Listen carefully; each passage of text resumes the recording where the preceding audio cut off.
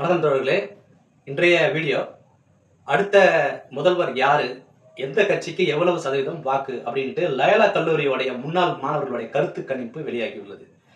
IBDS கருத்து கணிப்பு லாஸ்டா 2021 எலெக்ஷனுக்கு முன்னாடி வெளியாச்சு. அது கிட்டத்தட்ட அந்த டிஎம்கே ஏடிஎம்கேயோட வாக்கு சதவீதங்கள் நெருக்கமாக தான் கணிச்சிருந்தாங்க. இப்பயும் கருத்து கணிப்பு ஐபிடிஎஸ்ல வெளியாயிருக்கு.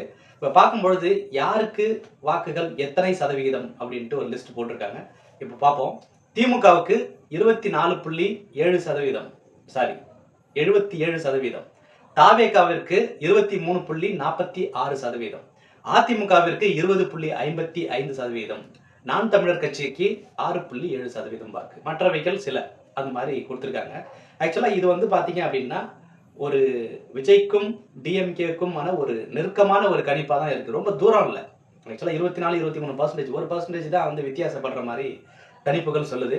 ஆக்சுவலா விஜய்க்கு பாத்தீங்க அப்படின்னு சொன்னா இவ்வளவு வாக்குகள் கிடைக்குமா அப்படின்ட்டு ஒரு கேள்வியும் இருக்கு.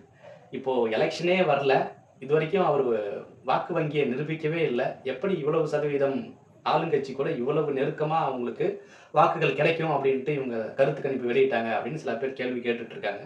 ஆனா ஒரு விஷயம் மட்டும் உண்மை, விஜய்க்கு வந்து இளைஞர்கள் மத்தியில நிறைய வாக்குகள் கிடைக்க வாய்ப்பு உள்ளது.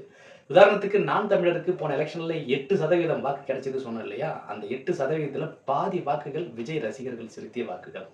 இப்ப அந்த வாக்குகள் அனைத்துமே விஜய்க்கு செல்லும். ஏடிஎம்கேல சில அதிருப்தி காரணமா சில வாக்குகள் டிஎம்கேக்கு போன எலெக்ஷன்ல வந்துச்சு. அந்த வாக்குகள் இப்பொழுது விஜய் கிட்ட தான் செல்ல போகுது. இதுல டிஎம்கேவை பிடிக்காத சிலர் அந்த கட்சியிலிருந்து பிரிந்து வர்றதுக்கு சிலர் ரெடியா இருந்தாங்க இல்லையா? அதுல இருந்து பிரிந்து சிலர் வேறு கட்சிக்கு சென்றாங்க இல்லையா? இப்போ அவர்களுடைய வாக்கு விஜய்க்கு செல்கிறது. பிளஸ் ஒரு இளைஞர் பட்டாளத்தை விஜய் வந்து கையில வச்சிருக்காரு. அந்த வாக்குகளும் செல்கிறது. இதனாலதான் தாவேகாவிற்கு 23.46% வாக்கு அப்படின்ட்டு கருத்து கணிப்பு சொல்லப்படுது. என்ன ஆனாலும் எலெக்ஷன் வெளியாகி ரிசல்ட் வெளியாகிற வரைக்கும் அக்யூரேட்டான ஒரு கணிப்பை நம்மளால சொல்ல முடியாது.